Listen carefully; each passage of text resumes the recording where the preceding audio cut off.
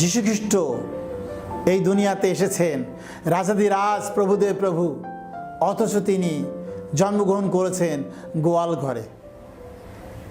চিন্তা করতে পারেন, যিনি প্রভুদের প্রভু, যার বাড়ি স্বর্গে, তিনি সবথেকে একটা খারাপ ঘরে, ভাঙাচোরা দুর্গন্ধময় ঘরে তিনি জন্মগ্রহণ করেছেন।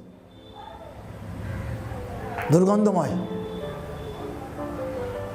আমাদের জীবনটা দুর্গন্ধময়, কিন্তু আমাদের জীবনটা দুর্গন্ধময়। যীশুখ্রিস্ট, কেউ যদি মনে করে আমি ধার্মিক, আমি ইমানদার, সেখানে যীশু জন্মগ্রহণ করার সম্ভাবনা নেই। যদি কেউ বলে আমি পাপী, আমি দুর্গন্ধময় মানুষ, আমি গুনাহগার, সেখানেই যীশু জন্মগ্রহণ করা সম্ভব। তিনি স্বর্গের মানুষ হয়েও তিনি কুঁড়ে ঘরে, ভাঙা ঘরে জন্মগ্রহণ করেছেন। আজকে আপনার ঘরটা কি ভাঙা ঘর? আপনি দুর্বল মানুষ, আপনি পাপী মানুষ, আপনি কি ছেড়ে দিবেন আপনার ঘরটা? যোসেফ মরিয়ম তারা নাম লেখাতে এসেছিল, কোনো ভালো ভালো জায়গা তারা পায়নি। তাই গোয়াল ঘরের মালিক তার ওই জায়গাটা, ওই ঘরের, সেই গোয়াল ঘরটা ছেড়ে দিয়েছিল যে আপনারা এ রাতটুকু এখানে থাকুন। আপনার হৃদয়ের মধ্যে যেখানে গোয়াল ঘর, পশু বাস করছে, আপনি কি যিশুকে জন্মানোর জন্য সেই জায়গাটা ছেড়ে দিবেন? পশু না, যিশু, যে গোয়াল ঘরে পশু জন্মিয়েছে, পশু থাকে, সেই গোয়াল ঘরে যিশু জন্মিয়েছেন। আপনি কি রাজি আছেন আপনার হৃদয়টা ছেড়ে দিতে? বাইবেল বলছে, তোমরা কি জানো না যে তোমাদের হৃদয় ঈশ্বরে থাকবার ঘর, তোমাদের দেহ ঈশ্বরের পবিত্র আত্মার মন্দির? তোমরা কি জানো না? আমরা নিজের নয়, আমাদেরকে কিনে নিয়েছেন ঈশ্বর তার পুত্রের রক্ত দিয়ে। আমাদেরকে তার অনুসারে চলতে হবে, তার আজ্ঞা অনুসারে আমাদের চলতে হবে। রাখালেরা বাধ্য হয়েছিল, যিশুকে দেখতে গিয়েছিল। যারা আপনারা ভাই ভগ্নীগণ, আপনারা শুনছেন এই বাক্য, রাখালেরা দেখতে গিয়েছিল। আপনারা কি যিশুকে দেখতে চান?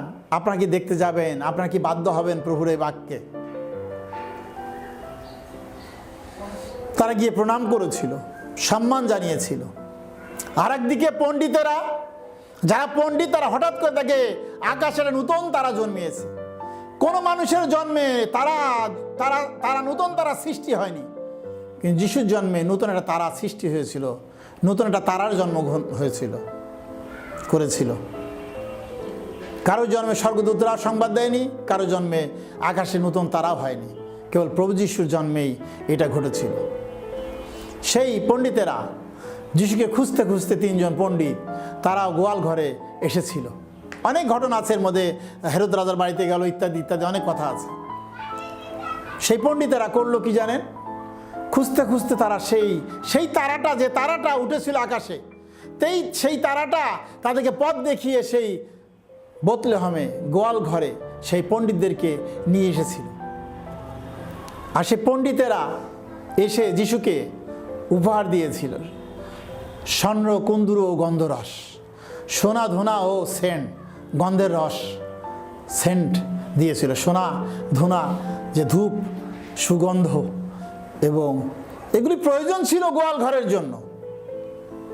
একটা অদামি ঘর, ভাঙাচোরা বেড়া, জীর্ণ শীর্ণ ঘর, সেই ঘরটা খুব দামি ঘর না। যখন সোনা এসেছিল, সেই পণ্ডিতের মাধ্যমে সোনা এসেছিল, সেই ঘরটা কিন্তু তার সেই মালিক যে ছেড়ে দিয়েছে, তার নিজের ঘরের থেকে ঘরটা অনেক দামি হয়ে গেছে, কারণ সোনা ছিল সেই ঘরের মধ্যে।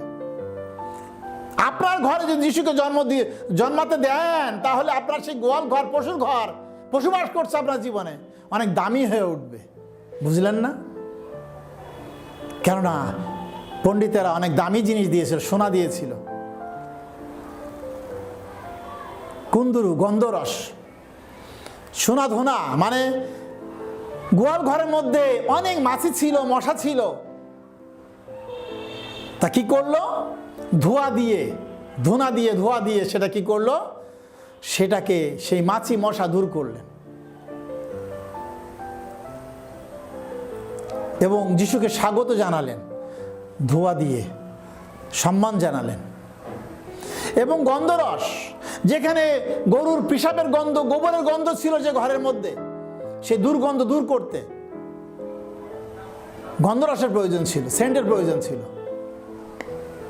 আর পণ্ডিতের তা নিয়ে এসেছিল, সেখানে দুর্গন্ধ ছিল না, কেননা সেন্ট ছিটানো হয়েছিল, গন্ধরস ছিটানো হয়েছিল, দুর্গন্ধ ছিল না। আপনার জীবনে এই পর্যন্ত আপনার মধ্য দিয়ে মানুষ অনেক দুর্গন্ধ শুনেছে, খারাপ কিছু করেছেন আপনি, সমাজের লোকরা আপনাকে খারাপভাবেই বিবেচনা করে, কিন্তু একবার যিশুকে জন্মগ্রহণ করতে দেন না, দেখবেন আপনি সম্মানিত হবেন। ওই গোয়াল ঘরটা সম্মানিত হয়েছিল, কারণ ওই ঘরটা ছেড়ে দিয়েছিল যিশু জন্মের জন্য। পৃথিবীতে স্বর্গের মানুষ জন্মগ্রহণ করেছে, দামি হয়ে গেছে সেই গোয়াল ঘরটা। আপনি দামি হতে পারেন যদি যিশু আপনার জীবনে থাকে।